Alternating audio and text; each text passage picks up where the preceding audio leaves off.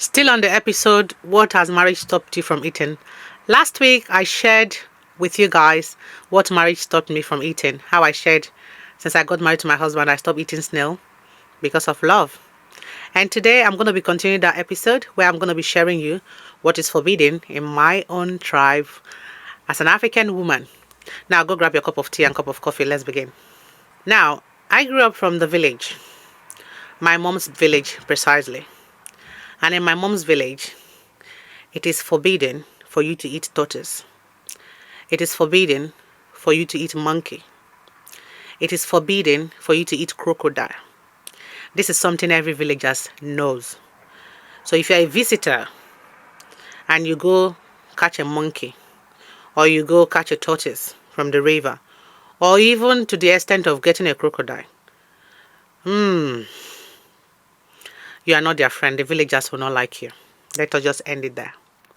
Now, in my own dad's village, I remember when my dad was alive, my dad would always think to us, you must not eat dog.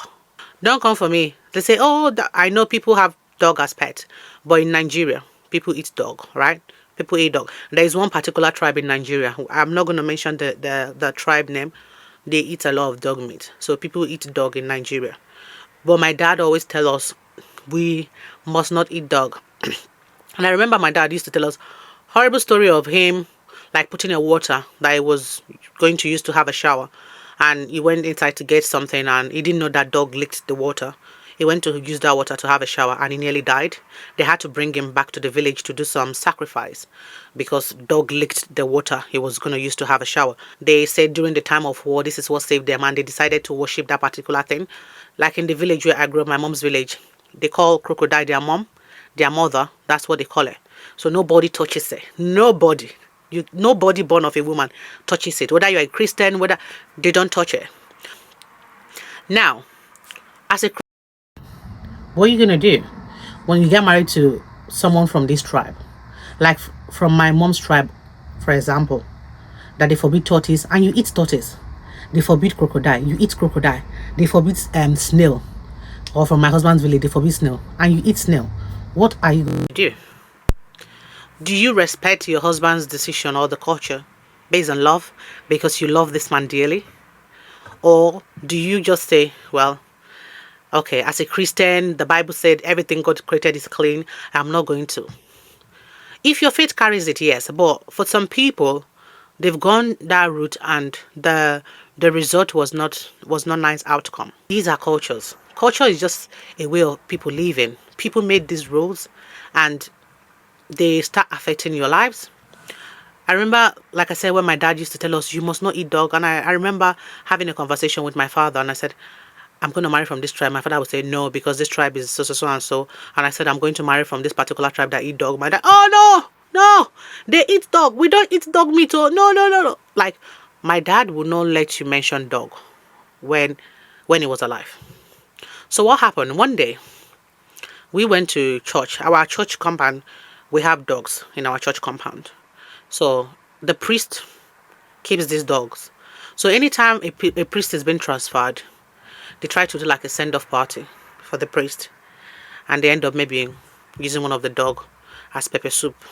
Yeah, don't ask me, please. So that day, I and my sister, we went there to say goodbye, farewell to the priest. And everybody was eating, enjoying. I've got no clue what was happening. We just came. I was still young. And they served us pepper soup. Me and my sister, we started eating. And I was like, this meat tastes so good. This meat, what kind of meat is this? Because it tastes so good. And I remember asking my pastor's son, and I called him and said, what kind of meat did you guys use in making this pepper soup? And he said it was dog. Ooh, my soul left my body. I was like, I'm going to die. Me and my sister, we were shocked because this is all we've been told growing up, like, you're going to die eating dog. I dropped the plate immediately. I was like shaking. I was panicking because they've told us you cannot eat dog. So I thought that night was our last night being alive, me and my sister. And I said, we forbid dog. My dad said we don't eat dog. And my pastor's son said, oh, look at the plate your brother using eating. Your brother just left here. And I said, which brother? My own brother. He said, look at the plate your brother using eating. Your brother just left here. And I said, that's not true. And he called my brother, like, did you not just leave? I'm like, okay. I said, okay. My brother is a dog, and he's a man. He's the one that even supposed to be respecting this tradition more than us women, because, you know, we're going to get married and leave, but he himself stays in this family, and he's eating dog. We did not finish because we were scared we were going to die that day. Me and my sister, we were so assured that that day was our last day on earth. We went home, you know, quietly. We said, what are we going to do? Should we tell mom? Should we not tell mom? And I remember, like, being the oldest, and I had to wear the big pants, and I went to my mom and said, Mommy, we ate dog meat too. And my mom said, that was all she said. Because my mom doesn't like dog. She doesn't like anything dog. It's not like she doesn't just like dog. So my mom said, you guys are gonna be fine. And I said, Mom, what do you mean? Dad said we forbid dog. And my mom said, you guys are gonna be alright. And I said, Mom, your son too ate dog. And my mom said, he will be okay. He will be alright. And I said, Mom, what are you talking about? Dad said we forbid this. And my mom just kept saying, you guys are gonna be fine. And that was it. I'm here today. I'm alive. Does that mean that someone else who forbids dog go eat dog is still gonna be healthy and alive today? I don't think so. If you look at it, like I say, will you say this people having like the side effect of eating this thing that is forbidden, could you say it's an allergic reaction? I don't think so. Because a whole community cannot be allergic to one thing, because they're not from the same family. They don't have the same blood running through them. You're not going to say they're allergic, because that's what I'll say. I say maybe they're allergic to it, but no. You know, the whole village cannot be allergic to something. And even the Christians, like I say, in the village, knows this thing. So they know their boundary. So even if God said everything I created is clean, that nothing is unclean, where do you draw the line? Now, if you're someone who's gotten married to a tribe where they forbid things, like I said, each tribe in Nigeria has got something that they forbid. As a person too, even if you don't forbid it, you are married to someone, you decided, oh, my husband doesn't like this, then you give up that because of the love you have for that person. You don't want to eat it. That's what happens as well. People give up eating those things because of the love they have for their culture and their tradition.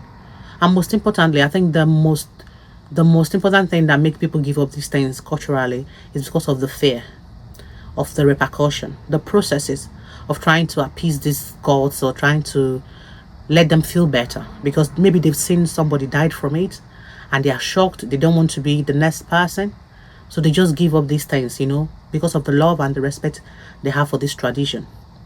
Same way you give up this food because of the love you have for your husband. So where do you draw the line of respecting your husband's tradition and not losing yourself as a person and sticking to your faith as well as a child of God? I'd like you to comment in the comment section. What is it that you have given up for love? And what is it that culturally you have given up? Did you just give up willingly? Or you gave up because you are afraid people are going to judge you?